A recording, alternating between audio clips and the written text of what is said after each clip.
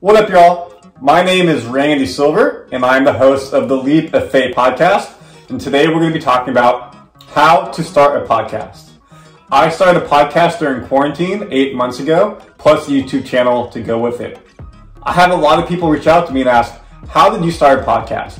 What equipment do you need? How do you record? How do you get guests? How do you get social media following? How do you grow your audience?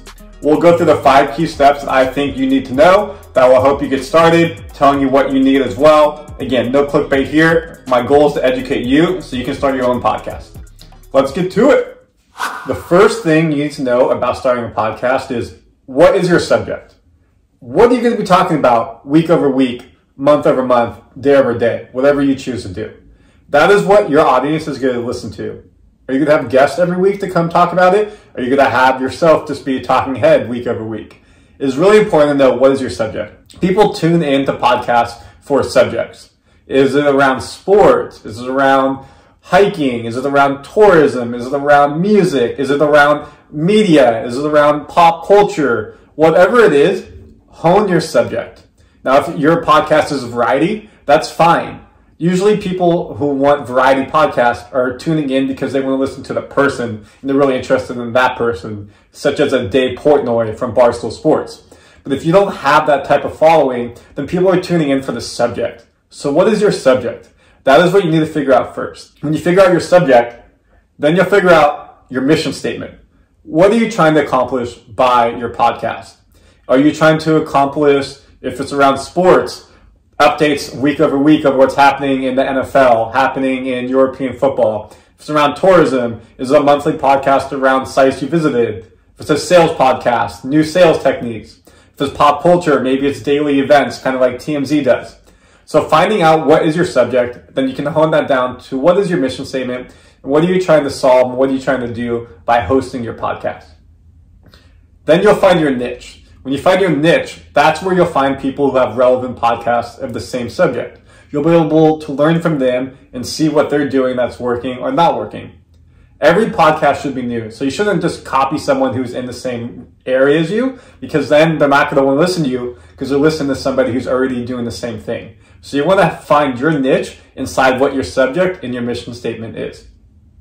That will help you get your why and your relevant. Why are you starting a podcast?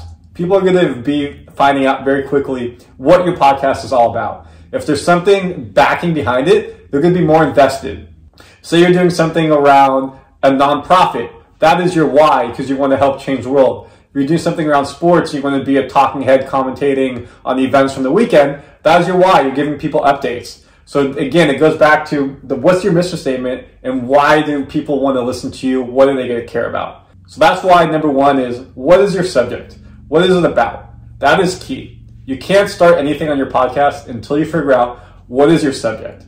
Then you can move on to point number 2. Point number 2 is recording the podcast. This is extremely important to know how you're going to record the podcast and everything goes with it. So we're going to take some time here. How often are you going to record? Is this a daily podcast, like Up First? Is this a weekly podcast, like mine, Leap of Faith, and a lot of podcasts? Is this a bi-weekly? Is this a monthly?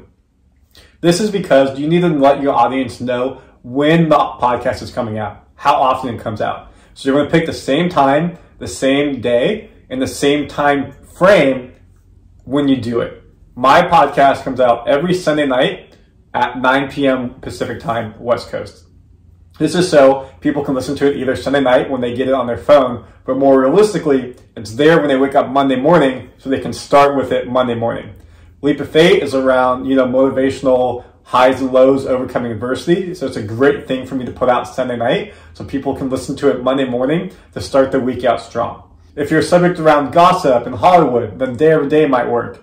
News podcast, Day Over Day, of course. If it's something new music, maybe it's a monthly podcast. If it's a tourism and you're taking trips, monthly, bi-weekly. So finding that consistency is key, which is why I have that right here, is how often does it come out? What time does it come out? When does it come out? Making sure you keep that. And your audience will look forward to that week over week, bi-weekly, monthly, whenever that comes out.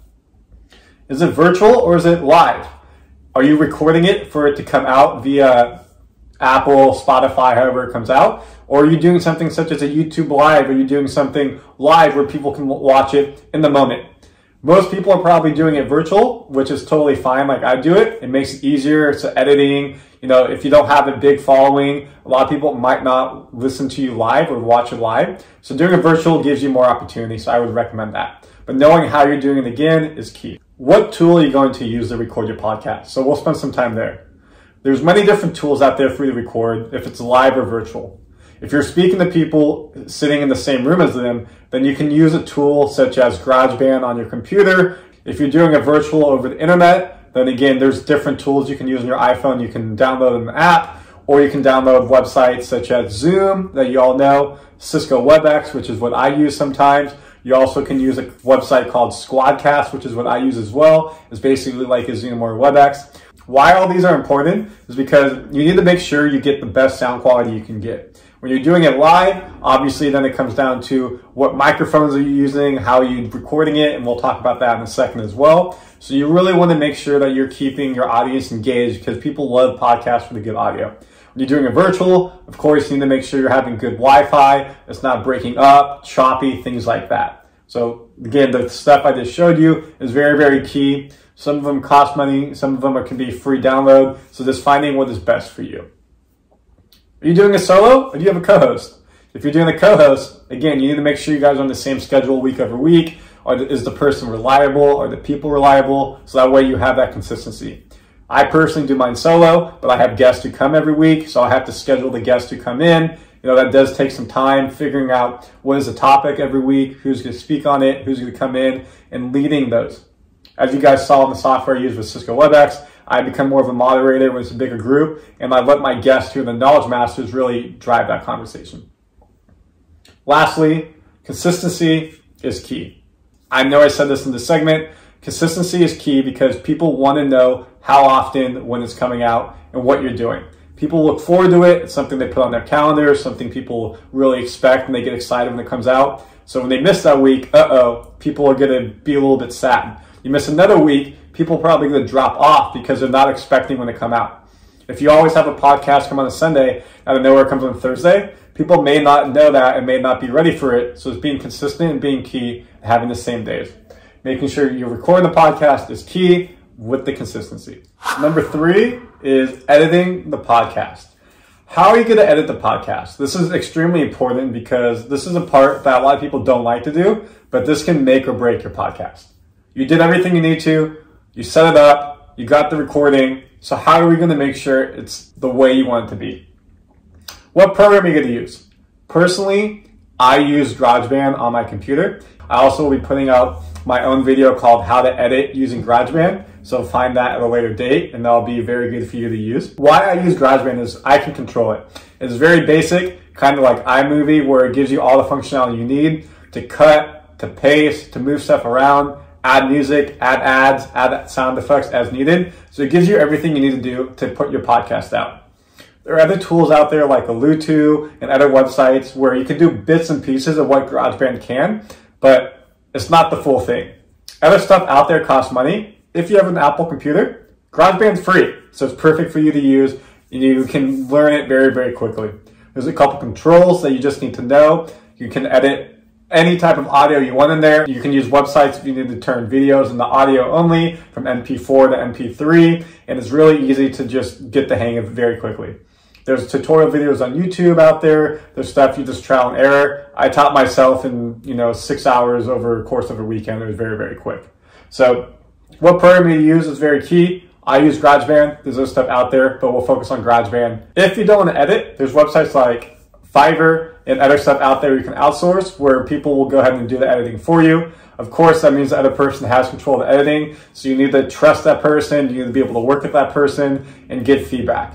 Their editing time, who knows how long it takes, how much it costs. So it's important for you to take control in my eyes, and that's why I like to do everything from the recording, editing. Some people don't like to do editing, you just want to focus on the content creation, fair enough. So you can use websites that outsource and find stuff like that. Are you going to add music, ads, intro, or outros? I personally have an intro. Here it is. Just take Just take a leap of faith. Just take a leap of faith. Just take a leap of faith.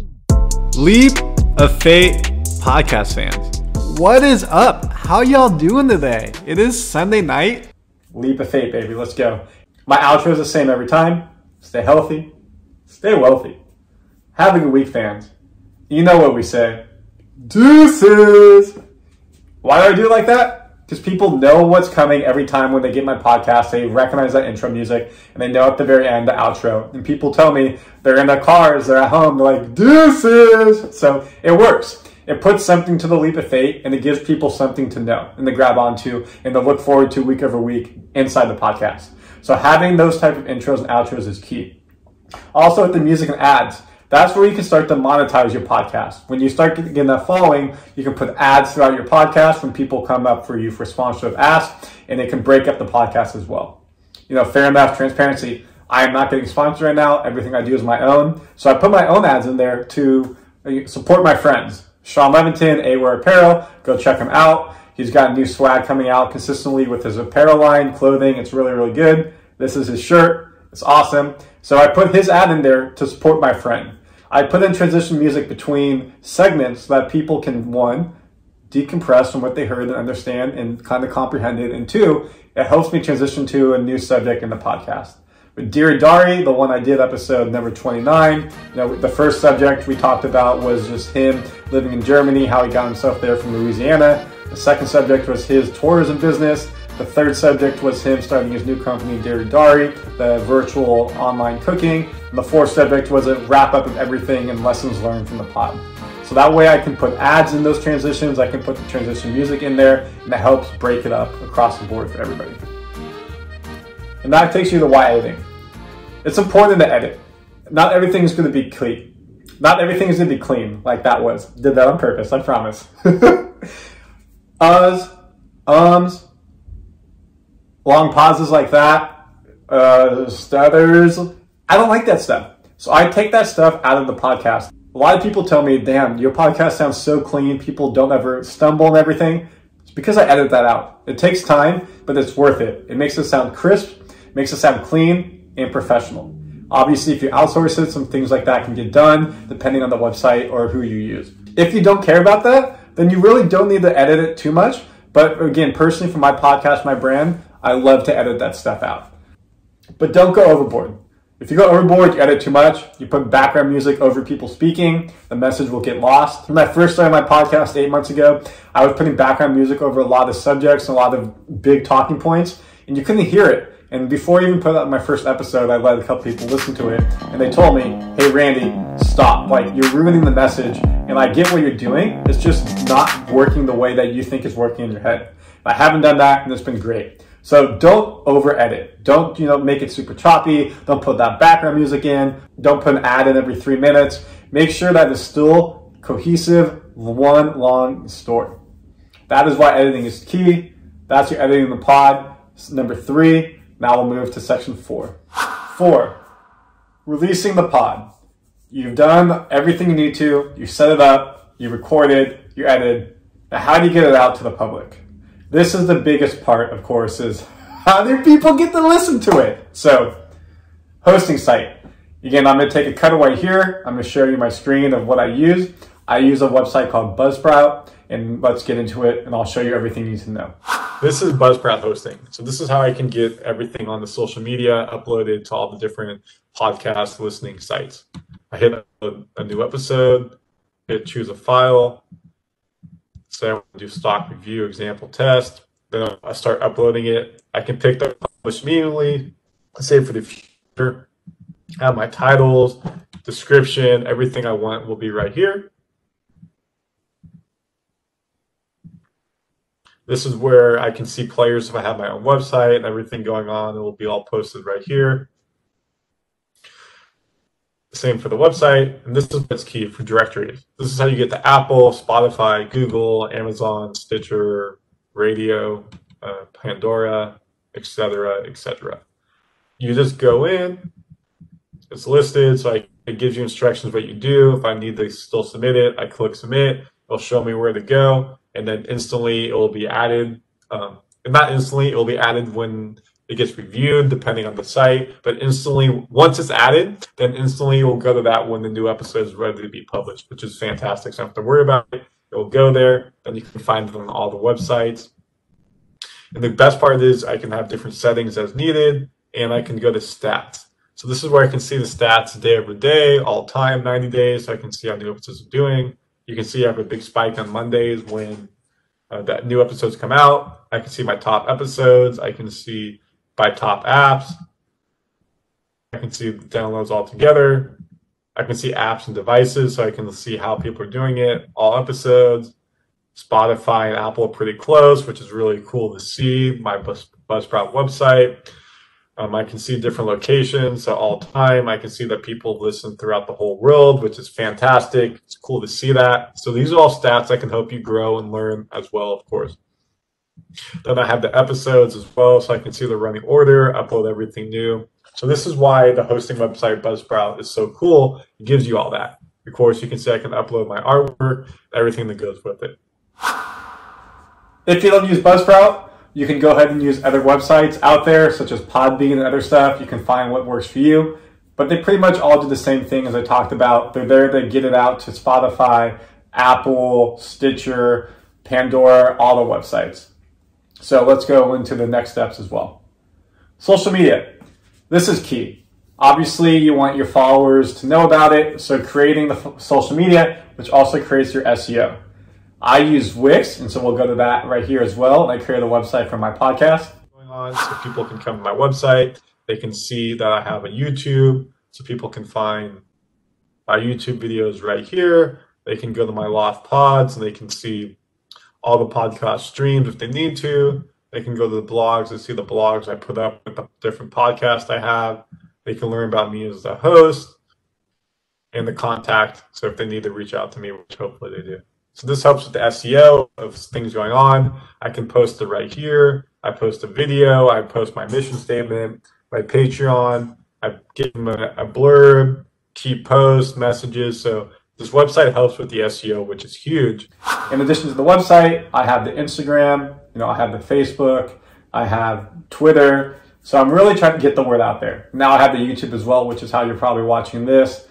All the social media will help the search engine optimization. So when people try to find Leap of Fate or whatever your podcast name is, people will be able to find it. It's really important to do that. The blog post you put out, the weekly podcast, monthly, however long it is, it will get your name faster up on Google, Yahoo, Bing, all those search engines.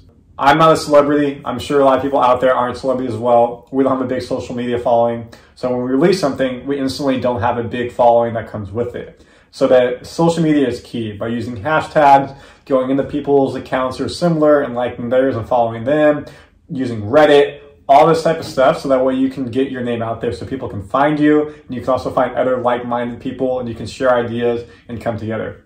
Facebook groups is a big way to do this as well. Making sure, again, that you just put your name out there for everyone all together. If you have a big following, you don't need to do as much hashtags. You already have people who will go ahead and find it. But inside the social media, again, you can go ahead and put it in the bio of your profile. You can post stuff all the time and really get the SEO up.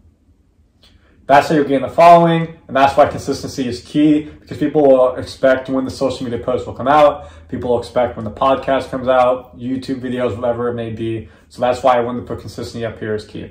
So now that's point number 4. Let's take it to point number 5, the last one. The last point, have fun. Y'all, it's going to be grueling for a bit. I promise you.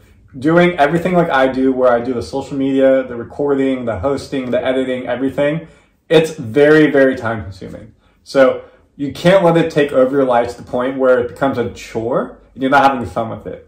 Yes, it's going to be almost like a second job if this is not your full time. This is not my full time, but I enjoy all aspects of it. I have fun creating the content. I really enjoy the editing part and playing it back and trying to make it as perfection as I can get it. All the social media, interacting with my fans, everything goes with it. I'm really having fun.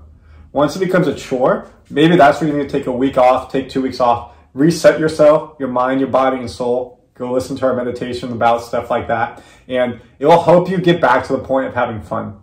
If you're not being true to who you are, you're not being true to what your subject is, then you're going to burn out. You may be doing something and it might be getting a lot of following, but that's not what your passion is. Eventually you're going to want to stop doing it because you're not having fun with it. So when you have fun, you hear everyone always say it, it doesn't feel like you're working a job. It feels like you're just doing your passion.